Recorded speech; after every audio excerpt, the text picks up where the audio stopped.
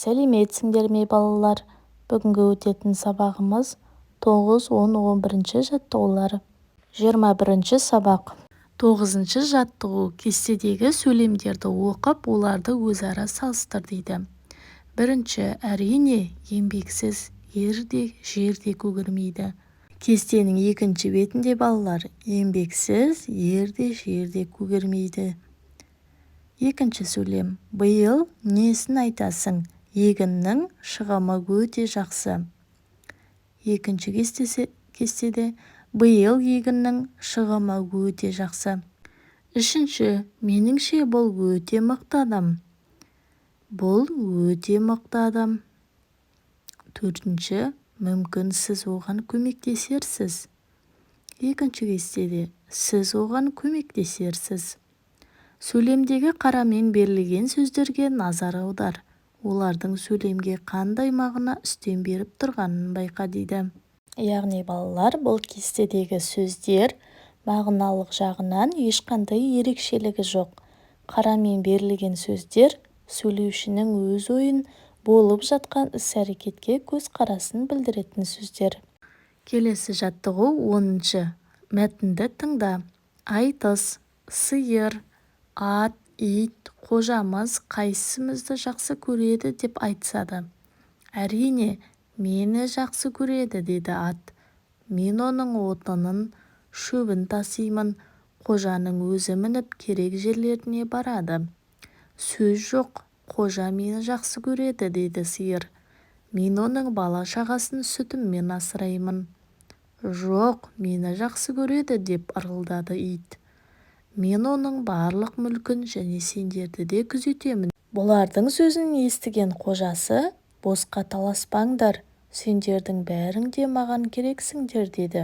Ал енді балалар, тапсырманы орындайық. Айтысқа қандай жануарлар қатысты? А. Қой, сиыр, ит. Сиыр, ат, ит. Б. Ешкі, қой, ат. Әрине, айтысқа сиыр, ат, ит қатысты. Демек, жауабын таңдаймыз.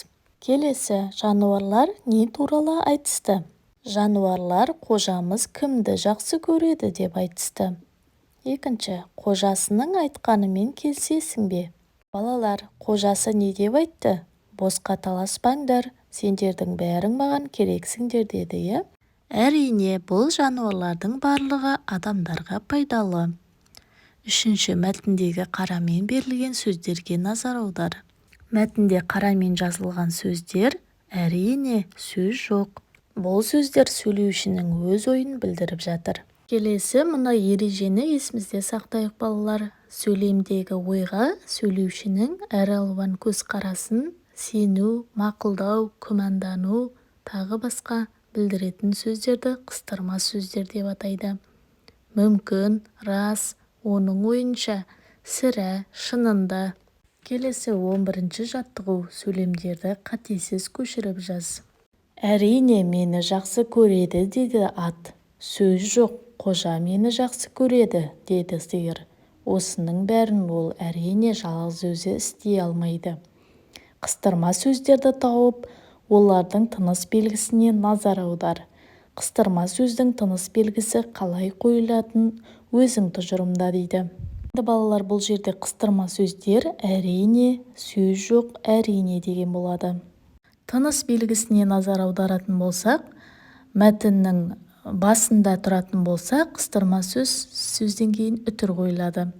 Ал егер ортасында тұратын болса, екі жағына да үтір тыныс белгісі қойылады екен. Ал егер де қыстырма сөз ең соңында тұратын болса, соңғы қыстырма сөздің алдына қойылады екен. Бүгінгі біздің сабағымыз осымен аяқталды балалар. Сабақ ұнаса, достарыңмен бөлісіп, лайк басып, каналға тіркелуді ұмытпа. Келесі сабақта көріскенше сау болыңдар.